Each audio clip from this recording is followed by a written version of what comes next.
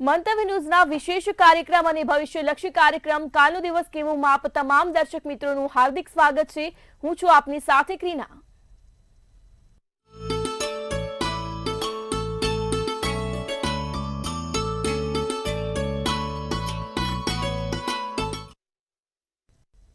મંતવ્ય ન્યૂઝના ભવિષ્યલક્ષી કાર્યક્રમ અને લોકપ્રિય કાર્યક્રમ કાલનો દિવસ કેવોમાં આપણે દિન વિશેષ પંચાંગ દિવસ રાતના ચોઘડિયા અને આવતીકાલે જેનો જન્મદિવસ છે તેનું આવનારું વર્ષ કેવું રહેશે આ તમામ વિષયો પર ચર્ચા કરીશું। તો આ તમામ વિષયોની માહિતી આપવા માટે આપણી સાથે જોડાઈ ગયા છે કિશન મહારાજ। મિત્રો દર્શક મિત્રો કેમ છો મજામાં? આપ સૌને મારા પ્રણામ નમન વંદન સ્નેહથી સ્પંદન દિલથી અભિનંદન। આપ સૌને મારા જય શ્રી કૃષ્ણ જય મહાદેવ જય માતાજી। આપ સૌનું હાર્દિક સ્વાગત છે, ભવ્ય સ્વાગત છે આપના રૂડા રૂપાળા કાર્યક્રમ કાલનો દિવસ કેવોમાં। આ કાર્યક્રમમાં આપણે બધી જ માહિતી નવી નવી રોજ વાનગીઓ આપીએ છીએ, સાથે દરેકની મૂંઝવણ દૂર કરીએ છીએ। જેનો જન્મ આવતીકાલે છે તેનું આવનારું વર્ષ કેવું છે તેની પણ વિશે આપણે જાણ કરીએ છીએ। તો શરૂઆત કરીશું સર્વપ્રથમ પંચાંગથી। જી બેન। જી મહારાજ, તો કાર્યક્રમની શરૂઆતમાં દર્શક મિત્રોને આવતીકાલના પંચાંગ વિશે જણાવશો। ભાઈ પંચાંગમાં કાલે તારીખ 16/12/2025 ને વાર મંગળવાર છે, તિથિ વિક્રમ સંવત 2082, કાલે માગસર વદ 12 છે। ચંદ્ર પોતે તુલા રાશિમાં ભ્રમણ કરશે, ર ને ત મૂળાક્ષર રહેશે, સ્વાતિ નામનું નક્ષત્ર ચાલે છે, અતિગંડ નામનો યોગ ચાલે છે, કરણ કૌલવ છે। વિછોડો કે પંચકની જો વાત કરીશું તો પંચક કે વિછોડો બેમાંથી એકે દેખાતો નથી, દિવસ ચોખ્ખો છે। હવે સૂર્ય આવતીકાલે ધન રાશિમાં પ્રવેશ થશે, એટલે ધન રાશિમાં સૂર્ય આવે છે માટે ધનારક કહેવાય છે। ધનારક આવતીકાલથી બેસશે, ક મુહૂર્ત એટલે કે કમુહૂર્તા આવતીકાલથી શરૂઆત થશે। કમુહૂર્ત એટલે શું કે જે મુહૂર્તમાં કોઈ માંગલિક કાર્ય ના થાય, નવા કાર્ય ના થાય તેને કમુહૂર્ત કહેવાય છે। માટે થઈને કમુહૂર્તામાં કોઈ પણ પ્રકારના સારા કામ ના થાય। તો આ કમુહૂર્તા ક્યાં સુધી ચાલે? તો કમુહૂર્તા ચાલે 15 ડિસેમ્બરની સંધ્યાકાળ પછી, આમ જોવા જાવ તો એનું બેસી જાય, આમ તો ખરેખર 16 ડિસેમ્બરથી ગણાય। 16 ડિસેમ્બરથી જ્યારે સૂર્ય મકર રાશિમાં એટલે કે 14મી તારીખે સૂર્ય મકર રાશિમાં ભ્રમણ કરે, 14 જાન્યુઆરી સુધી કમુહૂર્તા ગણાય અને 15 જાન્યુઆરીથી માંગલિક કામ શરૂ થાય, કમુહૂર્તા ઉતરી જાય, એટલે કે ભાઈ આ સમય સુધી કોઈ પણ સારા કામ થશે નહીં, તેનું ખાસ ધ્યાન રાખવું। ચંદ્ર તુલા રાશિમાં છે, વહેલી સવારે 7:13 કલાકનો સૂર્યોદય છે અને સૂર્યાસ્ત સાંજે 5:54 કલાકનો છે। 4:47 નો ચંદ્રોદય, ચંદ્રાસ્ત 3:03 નો છે। અભિજીત મુહૂર્તનો સમય 12:13 થી 12:56 છે। રાહુકાળ બપોરે 3:15 થી 4:36 નો છે। હવે આ રાહુકાળ લાંબા મુહૂર્ત માટે કે સારા કામ કરવા માટે રાહુકાળ અનિવાર્ય છે। આમે હવે કોઈ સારા કામ થશે નહીં, કોઈ માંગલિક કાર્ય થશે નહીં, તેનું ખાસ નોંધ લેજો। એકંદરે દિવસ કાલે મધ્યમ રહેશે, ફરીવાર કોઈ પણ સારા કામ હવે નહીં થાય 1 માસ સુધી, તેનું ખાસ વિશેષ ધ્યાન રાખવું પડશે। જી બેન। જી મહારાજ દ્વારા પંચાંગ અને કમુહૂર્તા વિશે ખૂબ સરસ માહિતી આપવામાં આવી। હવે પંચાંગ બાદ હવે આવતીકાલના દિન વિશેષ વિશે જણાવશો। દિન વિશેષમાં ભાઈ કાલે હનુમાનજીને એક શ્રીફળ ચઢાવવાનો મહિમા ખૂબ છે, તો હનુમાન દાદાને એક શ્રીફળ ચઢાવજો। કાલે હનુમાનજીને શ્રીફળ ચઢાવીને કેસરી બુંદીનો લાડુ અને થોડી મસૂરની દાળ ચઢાવવાથી લાભ થશે। આટલું કરીશું, લાભ જોવાશે। જી બેન। જી મહારાજ, હવે કાર્યક્રમમાં આવતીકાલના દિવસ અને રાતના ચોઘડિયા વિશે દર્શક મિત્રોને જણાવશો। હવે દિવસ રાતમાં પ્રથમ ચોઘડિયું લાભ છે, જે 11:14 થી 12:34 કલાકનું છે। બીજું અમૃત ચોઘડિયું 12:34 થી 1:55 કલાકનું, ત્રીજું શુભ ચોઘડિયું 3:15 થી 4:36 કલાકનું, 3 ચોઘડિયા 3 સારા ચોઘડિયા. રાત્રિનું ચોઘડિયું લાભ રહેશે 7:36 થી 9:16 કલાકનું, અને પછી આવશે શુભ ચોઘડિયું 10:55 થી 12:35 કલાકનું. આ રાત્રિના ચોઘડિયા છે. એટલે આ દિવસ રાતના ચોઘડિયા થયા. કોઈ પણ પ્રકારના નાના મોટા કામ કરવા, સારા કામ કરવા માટેનો સમય છે. જે બી કરો તેનું ઉત્તમ ફળ મળે. પણ આ કામ ચોઘડિયામાં ખાલી કોઈ બી નાના મોટા કદાચ ના છૂટકે કરવા છે તો જ થશે, બાકી બીજા કોઈ કાર્ય હવે 1 માસ સુધી નહીં થાય. તેનું ખાસ ધ્યાન રાખીશું.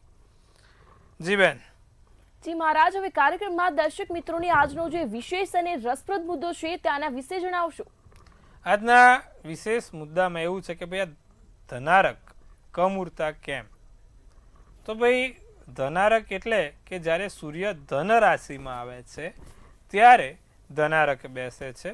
અને આની પાછળ એક એવી દંતકથા છે કે ભગવાન સૂર્યનારાયણનો એક જે 7 ઘોડા છે એ 7 ઘોડામાંથી એક ઘોડો આ સમયે પાણી પીવા માટે એક જગ્યાએ ઊભો રહી ગયો હતો.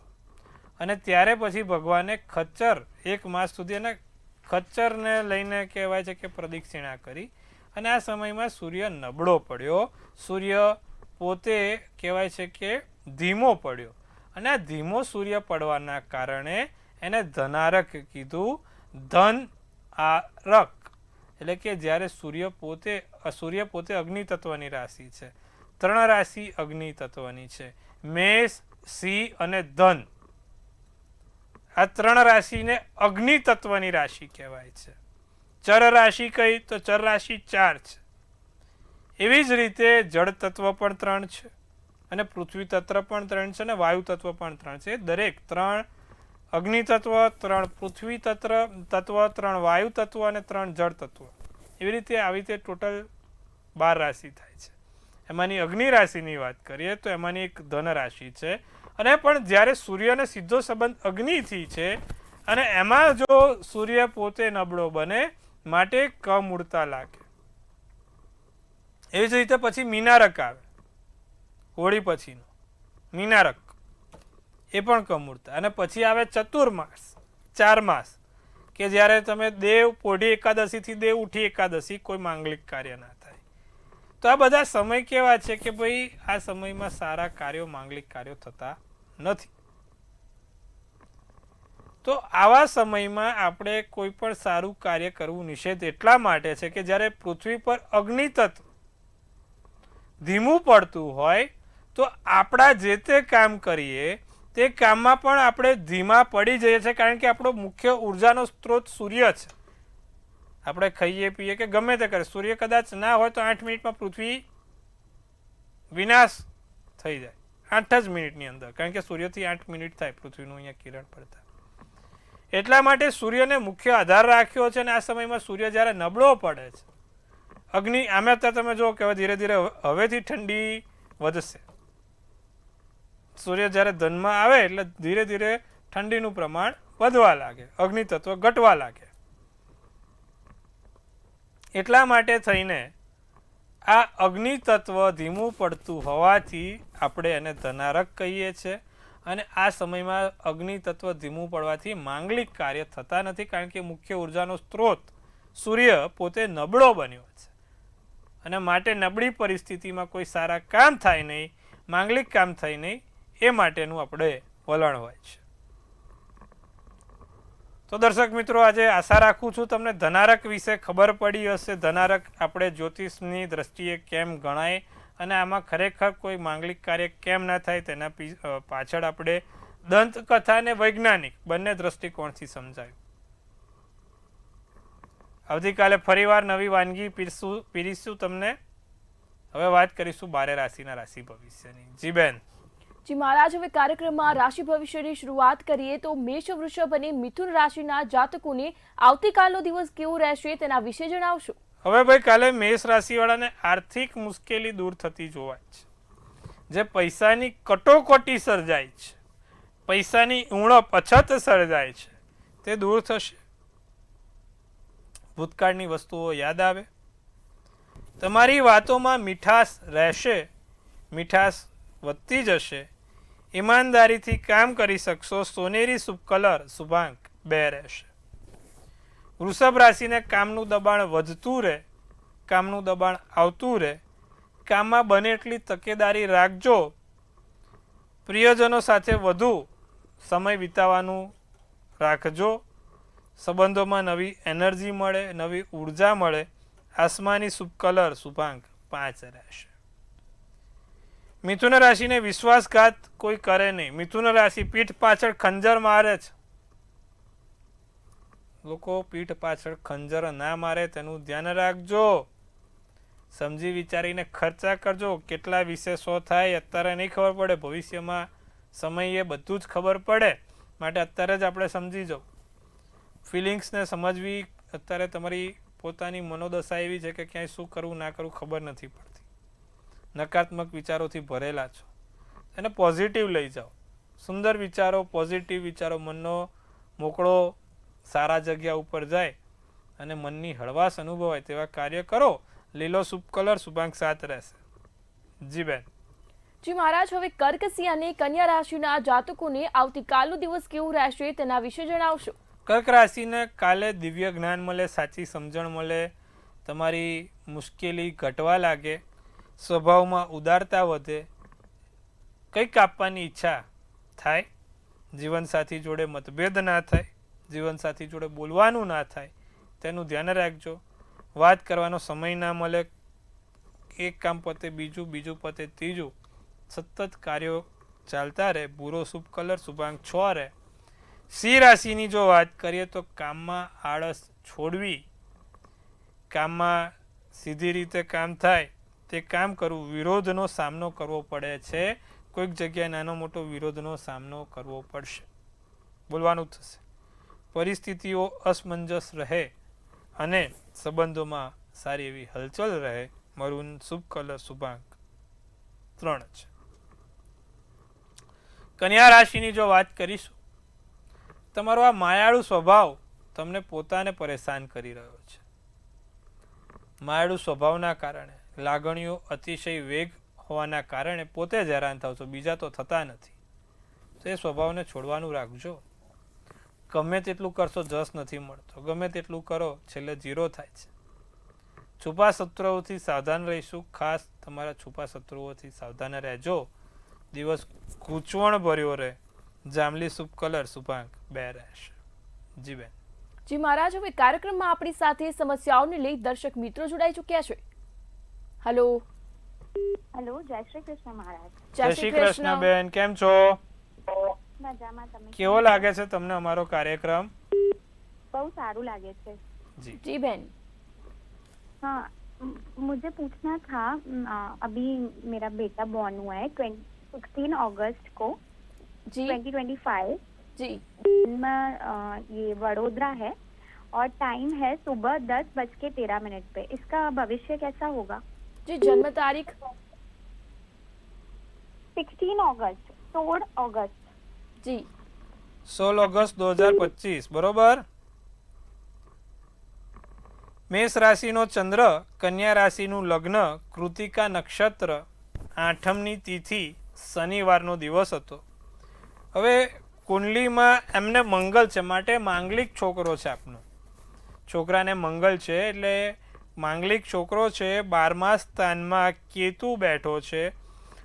મેષ રાશિથી શરૂ થાય, વૃષભ રાશિમાં ચલિત કુંડળીમાં વૃષભ રાશિ આવે એટલે કે ભાઈ છોકરાનું ભવિષ્ય આમ તો સારું, વિચારો સારા, પોઝિટિવ છે.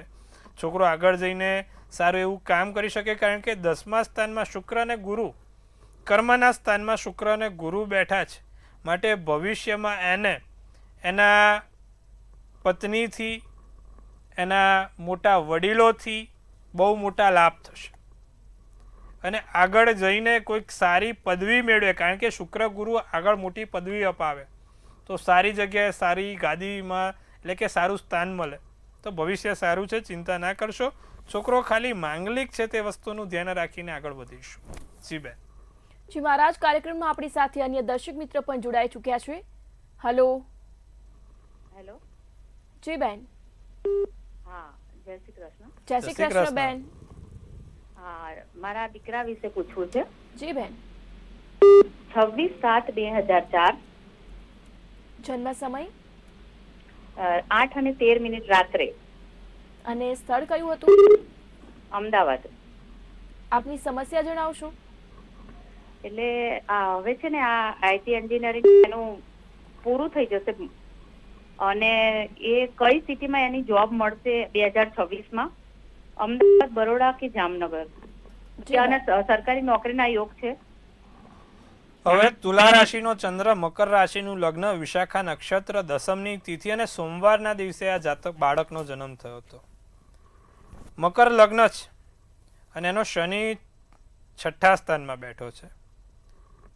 કર્મનું સ્થાન ચંદ્રમાં છે, પણ સૂર્ય અને મંગળ 7મા સ્થાનમાં બેઠેલા છે.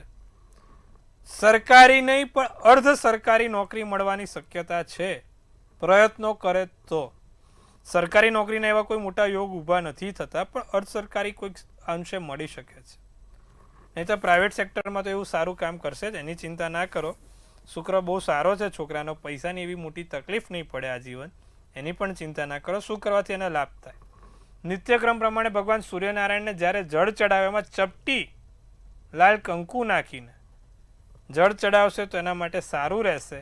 12 નામ સૂર્યનારાયણના નિત્યક્રમ બોલશે તો સારું રહેશે. અને તાંબાનું કડું જમણા હાથમાં રવિવારે બપોરે 12 વાગે પહેરવાથી પણ એને લાભ થશે. આટલું કરાવજો, લાભ જોવાશે. જી બેન. જી મહારાજ, હવે આગળ રાશિ ભવિષ્યની વાત કરીએ તો તુલા, વૃશ્ચિક અને ધન રાશિના જાતકોનું આવતીકાલનો દિવસ કેવું રહેશે તે જણાવશો? તુલા રાશિને જે ઘરના બાકી રહેલા કામ છે તે આગળ વધશે. ભાઈ બહેનથી નાના મોટા લાભ થાય. મુશ્કેલીમાં તમને નાનો મોટો તક ચોક્કસથી મળશે. હિંમત વધારવાનો પ્રયત્ન કરજો અને શાંત રહેજો. સફેદ શુભ કલર, શુભાંક 8 રહેશે. વૃશ્ચિક રાશિને લાગણી કોઈની દુભાય નહીં તેનું ધ્યાન રાખીશું. કિંમતી વસ્તુઓનું ધ્યાન રાખીશું અને સમયનો સમજદારીપૂર્વક ઉપયોગ કરીશું. આંતરિક શક્તિને ઓળખીને આગળ વધીશું. નારંગી શુભ કલર, શુભાંક 1 રહેશે. ધનરાશિ, તમારાથી લોકો પ્રભાવિત થાય.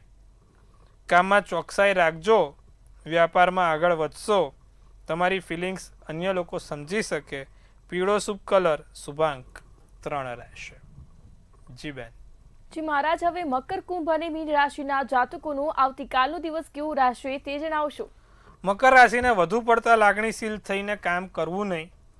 મોબાઈલનો વધુ પડતો ઉપયોગ ટાળવો. સમય પડકારજનક હોઈ શકે છે. જીવનમાં ઉતાર ચઢાવ આવે તો કિંમતી પાઠ સમજાઈને જાય છે. જાંબલી શુભ કલર, શુભાંક 2 રહેશે. કુંભ રાશિની વાત કરીએ તો છુપાયેલું ધન કામમાં આવશે. જ્ઞાનમાં વધારો થશે. રમૂજ વૃત્તિ કરવાનું મન થશે અને મનને કાલે શાંતિ મળશે. લીલો શુભ કલર, શુભાંક 5 રહેશે. મીન રાશિ, કામમાં મોડું ના થાય તેનું ખાસ ધ્યાન રાખે. બેચેની લાગ્યા કરે. પીળી વસ્તુથી કોઈ ફાયદો થઈ શકે છે. પીળી વસ્તુ રાખવાથી કાલે તમારો લાભ જોવાય અને ધીરજ રાખીને વાતચીત ઉકેલજો. પોપટી શુભ કલર, શુભાંક 9 રહેશે. જી બેન. જી મહારાજ, હવે આવતીકાલે જેનો જન્મદિવસ છે તેનું આવનારું વર્ષ કેવું રહેશે તે ખાસ ટારો કાર્ડના માધ્યમથી દર્શક મિત્રોને જણાવશો? ભાઈ, કાલે જેનો પણ જન્મદિવસ છે, મંતવ્ય ન્યૂઝ પરિવાર તરફથી આપ સૌને હાર્દિક શુભેચ્છાઓ. તનથી તંદુરસ્ત, મનથી મલકાતા અને ધનથી છલકાતા રહો. હાસ્યનું તોરણ ઝૂલતું રહે, ભાગ્યનું પાનું ખુલતું રહે અને ધન કુબેરના ભંડાર ભરાતા રહે. સુંદર મજાનું એક બેન ટેરોટ કાઢશે. વર્ષ 2025, 16/12 જેનો જન્મદિવસ છે. તો ભાઈ એસ ઓફ પેન્ટિકલ્સનું કાર્ડ છે. શું સૂચવે છે એસ ઓફ પેન્ટિકલ્સનું કાર્ડ અને શું કહી રહી છે આપણી ડિયર એન્જલ્સ? જે પ્રમાણે કાર્ડ છે, અબન્ડન્સનું કાર્ડ છે. બહુ સારું, હા, બહુ પોઝિટિવ કાર્ડ કહેવાય. ઓપોર્ચ્યુનિટીનું કાર્ડ છે. પછી new career, new financial opportunity, new prosperity, જીવનમાં સુખ, સમૃદ્ધ, ઐશ્વર્ય. શુભમ કરોતિ કલ્યાણી, આરોગ્ય, ધન સંપ્રદા, શત્રુ બુદ્ધિ વિનાશાય, દીપક જ્યોતિ નમસ્તુતે. આ મંત્રને સિદ્ધ કરનારું તમારું વરસ છે. બધી રીતે સારું, બધી જગ્યાએથી કલ્યાણ થાય. તમને સાચી બુદ્ધિ, સાચો જ્ઞાન, સાચો માર્ગ પ્રકાશમાં આપે. શત્રુઓનો પરાજય થાય તેવું આ વરસ તમને દરેક જગ્યાએથી લાભદાયી કરશે. શું કરવાથી સુંદર અને સારું વરસ જશે? જેનો પણ જન્મદિવસ આવતીકાલે છે, દર મંગળવારે હનુમાનજીને એક સૂકી ખારેક ચડાવવાનું રાખે અને કેસરી બુંદીનો લાડુ ચડાવવાનું રાખીએ. વરસ સારું ને સુંદર જશે, લાભ થતા રહેશે. જી બેન. જી મહારાજ, કાર્યક્રમમાં અમારી સાથે જોડાયા દર્શક મિત્રોને આટલી સરસ માહિતી આપી તે બદલ આપનો ખૂબ ખૂબ આભાર. આપ સૌને ખૂબ શુભેચ્છા. હર હર મહાદેવ. જય શ્રી રામ. જો દર્શક મિત્રો તમને પણ કોઈ સમસ્યા હોય, કોઈ પ્રશ્ન હોય તો નોંધી લો કિશન મહારાજનો કોન્ટેક્ટ નંબર.